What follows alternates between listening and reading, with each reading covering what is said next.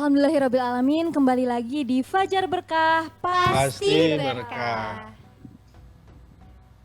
Nah Pak Ustadz nih, kalau misalnya kita dalam kehidupan tuh kan kita tidak akan terlepas dari yang namanya interaksi bersama manusia-manusia lainnya gitu. Nah, tapi Pak Ustadz kan kita tuh nggak akan selalu terhindar dari orang yang punya penyakit hati gitu. Nah Pak Ustadz, kita selaku manusia itu bagaimana sih cara menghindari dari penyakit hati itu?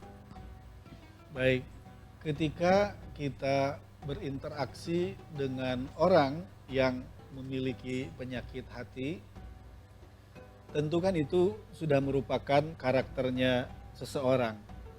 Bagi kita adalah fokus kepada diri kita sendiri, dalam arti hindari penyakit hati itu pertama dengan selalu ingat zikir kepada Allah. Karena tadi sumber ataupun penyebab seseorang itu memiliki penyakit hati karena ia didominasi oleh al-khannas. Al-khannas tidak akan berpengaruh kepada orang yang selalu zikir kepada Allah. Bagaimana ketika kita terlanjur punya teman ataupun berinteraksi dengan orang yang memiliki penyakit hati, tentu kita harus menunjukkan akhlak. Akhlak yang baik, akhlakul karimah. Misalnya kalau dia hasud, kalau dia ujub, kalau dia sombong, maka kita perlihatkan akhlak kebalikannya. Artinya dakwahnya tidak harus dengan lisan, tetapi apa? Dakwahnya dengan perbuatan. Misalnya ada orang yang tinggi hati, ya kita jangan seperti dia, kita bertindak kebalikannya. Kalau tinggi hati apa lawannya? Berarti tawadu. Tawadu itu bukan bahasa Sunda, tara mawaduit bukan ya. Itu bahasa Sunda. Ini tawadunya rendah hati. Kan istilahnya ada pepatah. Merendahlah kamu sampai tidak ada orang lagi yang bisa merendahkan kamu. Artinya rendah itu apa? Dengan kita mengenolkan diri kita. Angka 0 gimana angka 0? Berapapun angka, kalau dibagi 0 berapa nilainya dalam matematika? Dibagi 0 berapa? 0, Ustaz. Ayo. Berapapun angka, kalau dibagi 0, ingat matematika? Nah, itu adalah nilainya tak terhingga. Jadi kalau ada angka 1 dibagi 0 berapa? Tak terhingga. 10 dibagi 0 berapa? Tak terhingga. Artinya, enolkanlah diri kita. Apa nol diri kita itu? Itu adalah makna dari sabar. Kita punya teman yang punya penyakit hati melelahkan enggak? Capek banget. Berarti apa sabar, nolkan diri kita. Dah kita mah apa tuh? Kalau butiran debu mah masih besar. Betul. Nolkan diri kita. Molekul atom gitu ya. Atom. Itu apa? Nol itu sabar dan apa? Inna lillahi. Bukan meninggal inna lillahi itu. Inna sesungguhnya kami lillahi milik Allah. Kalau milik Allah, ya apapun adalah sesuatu itu terjadi atas kehendak Allah. Begitu ya.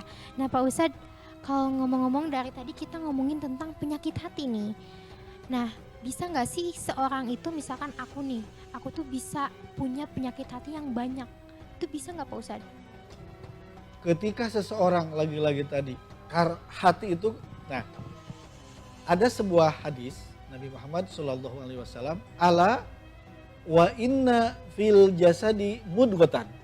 Ketahuilah, wa inna dan sesungguhnya, kalau pakai sesungguhnya, berarti ini kalau makanan itu sehanya bukan level 1.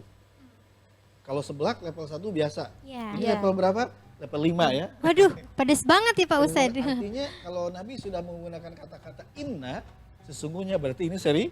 Inna sesungguhnya, wa inna sesungguhnya, fil jasadi di dalam jasad manusia itu, al mudghota ada apa? Ada mudghoh, segumpal daging. Darah. Oh darah daging. Segumpal daging ternyata. Segumpal daging. Mudghoh. Wa idza soluha jasadu kulluhu. Apabila si mudghoh itu baik, soluha baik, maka baiklah seluruh tubuh, seluruh jasad.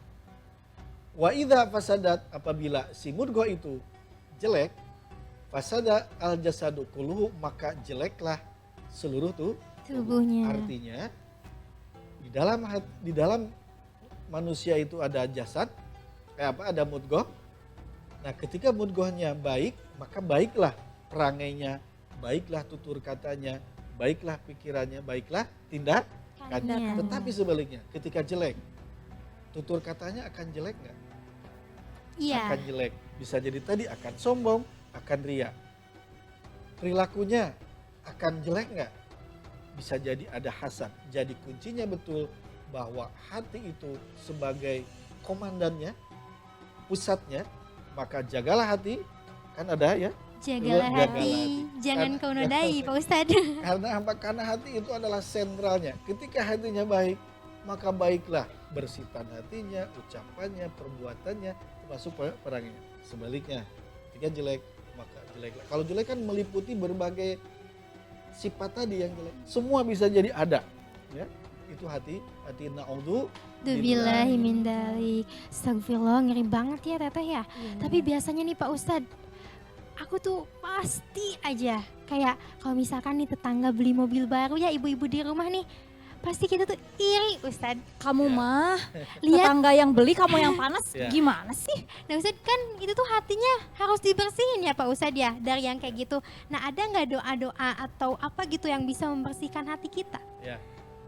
Ketika orang lain bahagia, dia meriang, Iya, tensi naik. iya Iya, betul betul. tuh. Ketika orang lain beli kulkas 10 pintu, Aduh, dia mungkin pingsan. Pengennya 100 pintu. Artinya apa? Balik lagi itu tadi bisa jadi di dalam orang itu ada penyakit hati hasad. Karena tadi hasad itu tidak senang melihat orang lain senang. Senang. Tapi sebaliknya, kalau ada orang lain yang menderita, dia bahagia. itu tidak baik ya. Nah, bagaimana kiat-kiatnya? Tentu tidak ada cara karena kita ini kita itu dimampukan oleh Allah. Kalau kita punya hari ini itu dipunyakan oleh Allah. Kalau kita hari ini bisa menahan amarah, hakikatnya itu adalah Allah yang menguatkan. Makanya tidak ada cara lain kita berdoa. Berdoa sebetulnya bisa pakai bahasa Indonesia. Bisa pakai bahasa karena Allah Indonesia. Maha mengetahui. Mengetahui. Tetapi baca Al-Fatihah saja itu sebetulnya sudah cukup. Baca Al-Fatihah cukup, atau kalau mau yang spesifik apa? Baca surat An-Nas. Tadi sudah Nas, dijelaskan. betul. Karena Ya. di dalam surat An-Nas, Qul a'udzu birabbin nas, malikin nas, ilahin nas, min syarril waswasil khannas, alladzi yuwaswisu fi sudurin nas, minal jinnati wan nas. Itu adalah surat yang pada intinya kita mohon perlindungan kepada Allah dari godaan. Godaan apa? Bisikan. Bisikan siapa? Al-Khannas, yang terdiri dari jin Dan manusia, Manusia. ya. manusia. Nah, jadi Teh Riri nih, abis ini nih kalau misalnya ada tetangga yang beli kipas, Iya. jangan Teh Ririn yang muter otaknya. Aduh, ya. aku suka pingin banget. Itu nggak Ya, bisa. Ada satu hal tadi belum saya sampaikan. Apa Kalau itu, ada Mas? orang lain misalnya tadi beli kendaraan atau apa, ada ucapan, memang ini bukan hadis tapi ini ada anjuran apa? Ucapkanlah barokallah. Apa? Ucapkan Barokallah. barokallah. Apa arti barokallah? Itu adalah ungkapan ekspresi doa. Barokallah, semoga Allah memberikan berkah kepadamu atas apapun anugerah yang telah Allah berikan. Berarti kita harus ngucapin Barokallah. barokallah. Dengan Masya begitu Allah. semoga hati kita menjadi lapang dan terhindar Amin. dari berbagai penyakit hati. Barokallah. Amin. Jadi Teh Ririn nih, tadi kata Pak Ustadz kalau misalnya kita udah terlanjur punya penyakit hati, itu tuh doanya ada doa apa aja? Yang pertama itu ada Apa tuh? Mari baca surat An. Anas. Anas. Terus Al-Fatihah ya Pak Ustadz ya. Al-Fatihah. Nah, terus nih Pak Ustadz, kalau misalkan kita nih punya penyakit hati, tapi itu tuh kayak kita tuh udah baca Anas, udah baca Al-Fatihah, tapi ada terus itu tuh. Supaya nggak ada ini tuh gimana dibersihin hatinya tuh susah sekali Pak Ustadz. Ya, memang karena ini prosesnya adalah tidak nyata. Maksudnya kalau nyata kan kalau pakaian tinggal dicuci. Iya betul. Itu relatif lebih mudah. Tinggal pilih merek yang menurut kita baik. Bagus. Ini masalahnya hati. Hati itu ada di dalam. Jadi kan prosesnya imajiner. Ya, imajiner. Artinya kembali lagi tadi tetap kita selalu zikir kepada Allah. Selalu ingat kepada Allah. Apa bacaannya? Silakan bebas. Bisa menyebut subhanallah, Subhanallah. alhamdulillah, Alhamdulillah. la ilaha illallah, Allahu akbar. Atau dari Asmaul Husna.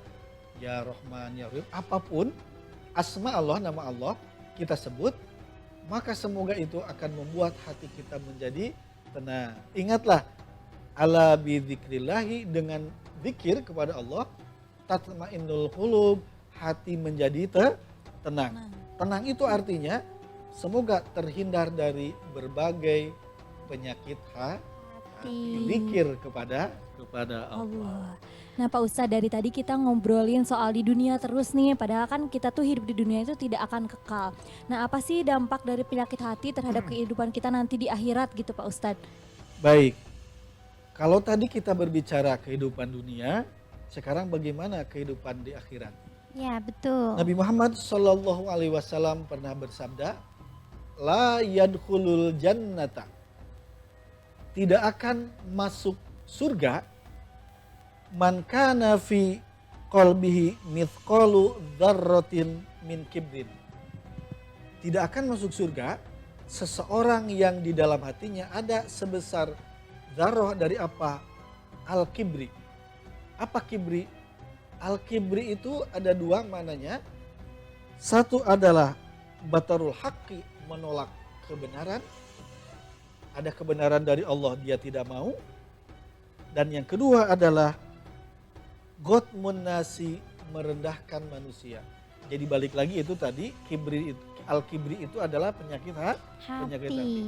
Orang yang memiliki penyakit hati, la yadkhulul jannata, tidak akan masuk surga. Surga. Naudzubillah. Min dzalik. Kalau tidak masuk surga di mana kira-kira? Di rest area atau ke neraka? Ke neraka, neraka, Pak Ustaz. Ustadz. Tidak ada pilihan, Iya. surga neraka. Jadi kalau tidak masuk surga berarti Masuk neraka. masuk neraka. Na'udzubillahi min Min dzalik. Hati-hati dengan penyakit hati. Alhamdulillah. Nah pemirsa di rumah, begitulah pemaparan materi dari Ustadz terkait pembahasan kita tadi apa ya? Penyakit hati. Ya benar. Nah setelah segmen ini kita akan mengadakan sesi tanya jawab dan pertanyaan yang telah pemirsa kirimkan ke media sosial kami. Tapi buat pemirsa yang mau bertanya lagi, tetap hubungi kami di 0813 9447 7912. Untuk itu jangan kemana-mana, tetap di Fajar Berkah. Pasti berkah.